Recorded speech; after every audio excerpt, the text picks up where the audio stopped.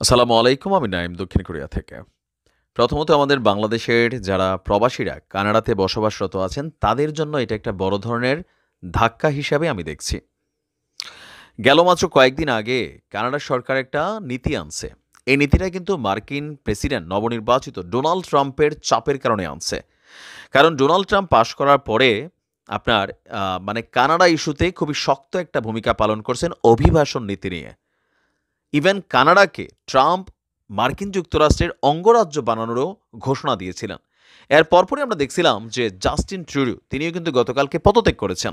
এরকম চাপ নিয়ে আসলে বিপদে আছেন বেচারা, ফাইনালে নিজে পদত্যাগ করে বসছেন। তো তখন জাস্টিন ট্রুডো আপনার মার্কিন যুক্তরাষ্ট্রের প্রেসিডেন্ট ডোনাল্ড ট্রাম্পের যে বাসভবন আছে সেইখানে তিনি গিয়েছিলেন, দেখা করেছেন, কথা বলেছেন।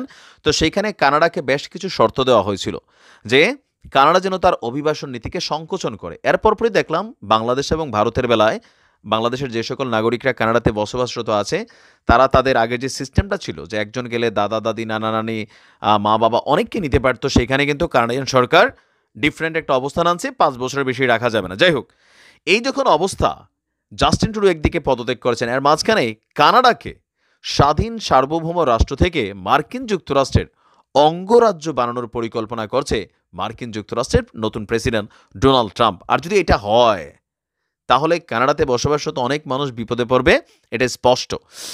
প্রতিবেশী দেশ কানাডার অনেক বাসিন্দারাই নাকি চায় যে কানাডা যুক্তরাষ্ট্রের 51তম অঙ্গরাজ্য হোক। এখন ট্রাম্প বলছে কানাডা যদি যুক্তরাষ্ট্রের সাথে একত্রিত হয় তাহলে দেশটির কোনো বাণিজ্য শুল্ক দিতে হবে না, করের পরিমাণও কমে যাবে। জাস্টিন ট্রুডো গতকাল আপনার কানাডার প্রধানমন্ত্রী পদ থেকে সরে দাঁড়ানোর ঘোষণা দেওয়ার পর নিজের মালিকানাধীন সামাজিক যোগাযোগ মাধ্যম ট্রুথ সোশ্যালে এই বক্তব্য দিয়েছেন আপনার ডোনাল্ড ট্রাম্প।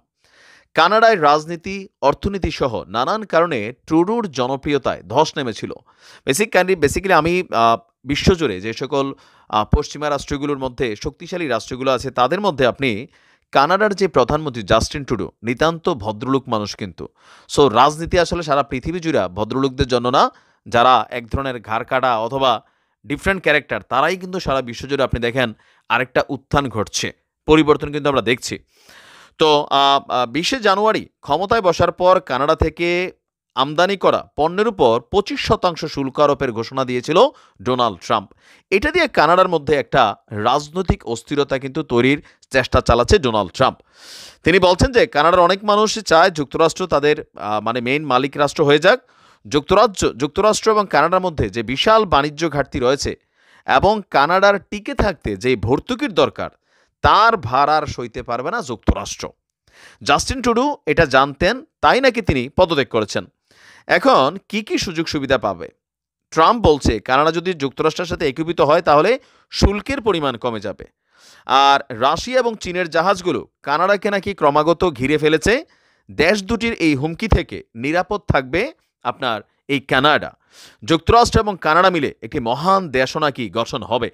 তো সব কিছু মিলিয়ে মানে এই মুহূর্তে পশ্চিমা রাষ্ট্রে বা বিশ্ব ব্যবস্থা যেভাবে দখলদারিত্ব মরুলিপানা আসছে, সেই দিন খুব বেশি দূরে না যে আমরা দেখব সত্যি সত্যি কানাডা ট্রাম্পের অধীনে চলে যাচ্ছে, মানে মার্কিন যুক্তরাষ্ট্রের অধীনে।